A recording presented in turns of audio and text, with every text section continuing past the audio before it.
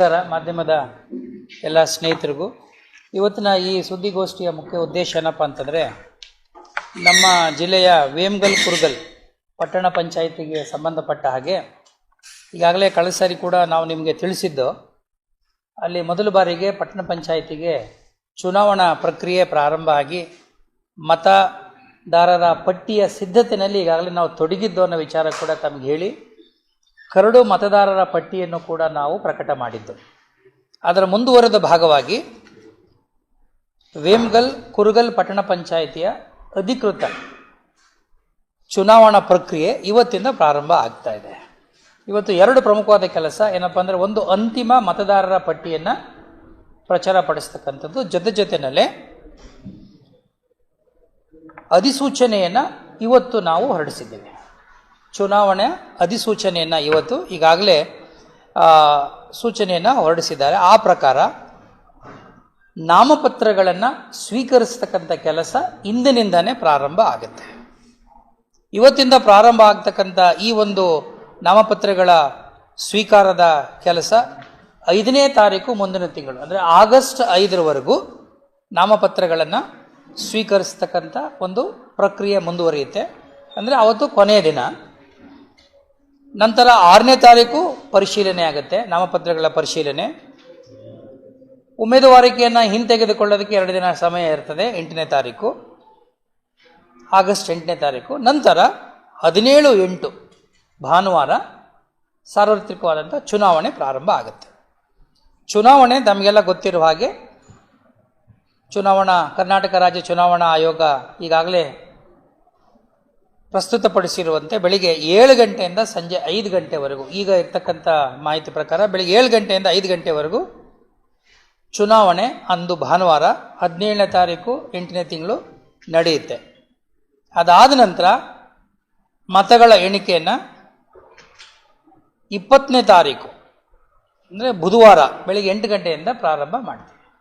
ಇದಿಷ್ಟು ಶೆಡ್ಯೂಲು, ಚುನಾವಣಾ ವೇಳಾಪಟ್ಟಿ. 20ನೇ ತಾರೀಕು ಕೌಂಟಿಂಗು ಕೋಲಾರದಲ್ಲಿ, ತಾಲೂಕು ಹೆಡ್ ಕ್ವಾರ್ಟರ್ಸ್ ಅಂದರೆ ಕೋಲಾರ ಆಯ್ತಲ್ಲ ಅದು. ಸೊ ತಾಲೂಕಿನ ಕೇಂದ್ರ ಸ್ಥಳ ಅಂತಂದರೆ ನಮ್ಮ ಕೋಲಾರ ಡಿಸ್ಟ್ರಿಕ್ಟ್ ಹೆಡ್ ಕ್ವಾರ್ಟರ್ಸು ಅದೇ, ಆದ್ದರಿಂದ ಅಲ್ಲೇ ಆಗುತ್ತೆ. ಸೊ ನೀವು ಗಮನ ಇಟ್ಕೋಬೇಕಾಗಿರೋದು 20ನೇ ತಾರೀಕು, ಇವತ್ತಿಂದ 5ನೇ ತಾರೀಕುವರೆಗೂ. ಆಮೇಲೆ 17ನೇ ತಾರೀಕು ಭಾಳ ಇಂಪಾರ್ಟೆಂಟು, ಚುನಾವಣೆ ಆಗೋದು. 20ನೇ ತಾರೀಕು ಕೌಂಟಿಂಗ್. ಇದಕ್ಕೆ ಸಂಬಂಧಪಟ್ಟ ಹಾಗೆ ಈಗಾಗಲೇ ನಾವು ಎಲ್ಲ ರೀತಿಯ ಸಿದ್ಧತೆಗಳನ್ನು ಮಾಡಿಕೊಂಡು ಒಟ್ಟು ಇರ್ತಕ್ಕಂಥ 17 ವಾರ್ಡ್ಗಳ ಪೈಕಿ, ಒಟ್ಟು 17 ವಾರ್ಡ್ಗಳು ಈಗಾಗಲೇ ಇರೋದು ನಿಮಗೆಲ್ಲ ಗೊತ್ತಿದೆ. 22 ಪೋಲಿಂಗ್ ಸ್ಟೇಷನ್ಸ್ಗಳಿದೆ. ಈ 17 ವಾರ್ಡ್ಗಳಿಗೆ ನಾವು ಚುನಾವಣಾ ಆಯೋಗದ ನಿರ್ದೇಶನದ ಪ್ರಕಾರ 2 ರಿಟರ್ನಿಂಗ್ ಅಧಿಕಾರಿಗಳನ್ನು ನೇಮಕ ಮಾಡಿದ್ದೀವಿ, ಅಂದರೆ ಚುನಾವಣಾ ಅಧಿಕಾರಿಗಳು. ಅದನ್ನು ಯಾವ ರೀತಿ ಮಾಡಿದ್ದೀವಿ ಅಂದರೆ, ವಾರ್ಡ್ ಸಂಖ್ಯೆ 1ರಿಂದ 9ರವರೆಗೆ ಶ್ರೀ ಎಂ ಮುರಳಿಯವರು, ಸಹಾಯಕ ಕೃಷಿ ನಿರ್ದೇಶಕರು, ಜಾಗೃತಿ ದಳ, ಇವರು ಅಲ್ಲಿ ಚುನಾವಣಾ ಅಧಿಕಾರಿಯಾಗಿ ಕೆಲಸ ಮಾಡ್ತಾರೆ. ಅವರಿಗೆ ಸಹಾಯಕ ಚುನಾವಣಾ ಅಧಿಕಾರಿಯಾಗಿ ಶ್ರೀಮತಿ ಹೇಮಲತಾ ಅವರು ಇರ್ತಾರೆ. ಮುರಳಿಯ ನೀವೆಲ್ಲ ಮುರಳಿ ಕೂತ್ಕೊಳ್ಳಿ. ನಂತರ 10ರಿಂದ 17 ವಾರ್ಡ್ ಸಂಖ್ಯೆ, ಅದಕ್ಕೆ ಡಾಕ್ಟರ್ ಶಿವಾರೆಡ್ಡಿಯವರು, ಅವರು ಸಹಾಯಕ ನಿರ್ದೇಶಕರು, ತೋಟಗಾರಿಕೆ ಇಲಾಖೆ. ಶಿವಾರೆಡ್ಡಿಯವರು ಚುನಾವಣಾ ಅಧಿಕಾರಿಯಾಗಿ ಕೆಲಸ ಮಾಡ್ತಾರೆ. ಅವರಿಗೆ ಸಹಾಯಕರಾಗಿ ಶ್ರೀ ಶ್ರೀಕಾಂತ್ ಅವರು ಇರ್ತಾರೆ, ಅವರು ನರಸಾಪುರದ ಉಪ ತಹಶೀಲ್ದಾರ್ ಆಗಿರ್ತಾರೆ. ಸೊ ಇಡೀ ಚುನಾವಣಾ ಪ್ರಕ್ರಿಯೆ ಇವತ್ತಿಂದ ಸಂಪೂರ್ಣವಾಗಿ ಅವರ ಒಂದು ಅಧೀನದಲ್ಲಿ, ಅವರ ಒಂದು ನೇರ ಸುಪರ್ದಿನಲ್ಲಿ ಚುನಾವಣೆ ನಡೆಯುತ್ತೆ. ಭಾಳ ಮುಖ್ಯವಾಗಿ ಇವತ್ತಿನಿಂದ ನೀತಿ ಸಂಹಿತೆ ಜಾರಿಯಾಗುತ್ತೆ. ಆ ಭಾಗದಲ್ಲಿ ಚುನಾವಣಾ ಪ್ರಕ್ರಿಯೆ ಪ್ರಾರಂಭ ಆಗ್ತಿದ್ದಂಗೆ, ಅಧಿಸೂಚನೆ ಹೊರಡಿಸ್ತಾ ಇದ್ದ ಹಾಗೆ, ನಾಮಪತ್ರಗಳನ್ನು ಸ್ವೀಕಾರ ಮಾಡೋ ಪ್ರಕ್ರಿಯೆ ಶುರು ಆಗ್ತಿದ್ದ ಹಾಗೆ, ಇವತ್ತಿನಿಂದಾನೇ ಸದಾಚಾರ ಸಂಹಿತೆನೋ ಅಥವಾ MCC model code of conduct ಅಂತ ನಾವೇನು ಹೇಳ್ತೀವಿ, ನೀತಿ ಸಂಹಿತೆ ಆ ಭಾಗದಲ್ಲಿ ಜಾರಿಗೆ ಬರ್ತದೆ. ಈಗಾಗಲೇ ಇದ್ರ ಬಗ್ಗೆ ನಾವು ಎಲ್ಲ ರಾಜಕೀಯ ಪಕ್ಷದ ಮುಖಂಡರುಗಳಿಗೆ ಸಭೆ ಮಾಡಿ ಮನವರಿಕೆ ಮಾಡಿಕೊಟ್ಟಿದ್ದೀವಿ.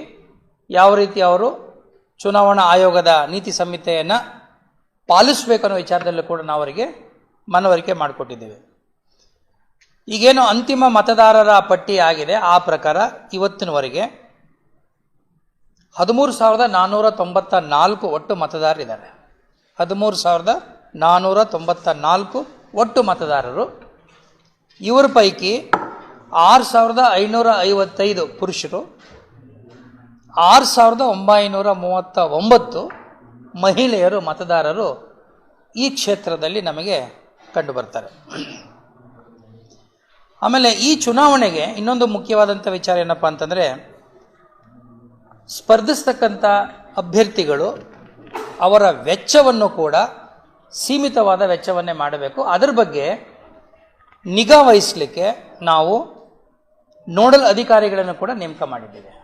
ಅಂದರೆ ಈಗ ಲೆಕ್ಕ ಅವರು ಪ್ರತಿನಿತ್ಯ ಏನು ಖರ್ಚು ಮಾಡ್ತಾರೆ ಅನ್ನೋದನ್ನು ಮೇಂಟೈನ್ ಮಾಡೋಕ್ಕೋಸ್ಕರವಾಗಿ ಅದಕ್ಕೆ 2 ಅಧಿಕಾರಿಗಳು ಇರ್ತಾರೆ. ತಂಡದ ಮುಖ್ಯಸ್ಥರು ಮೊಹಮ್ಮದ್ ಫಸೀವುಲ್ಲಾ ಅಂಥೇಳಿ, ಅವರು ನಮ್ಮ ಆಡಿಟ್ರು.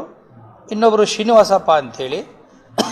ಒಂದು ತಂಡ ಮಾಡಿದ್ದೀವಿ. ಆ ತಂಡದಲ್ಲಿ 1ರಿಂದ 9 ಏನು ಮೊದಲನೇ ಒಂದು ಚುನಾವಣಾಧಿಕಾರಿಗಳ ಕ್ಷೇತ್ರ ಇದೆ, ಅದಕ್ಕೆ ಅವರು ಇರ್ತಾರೆ.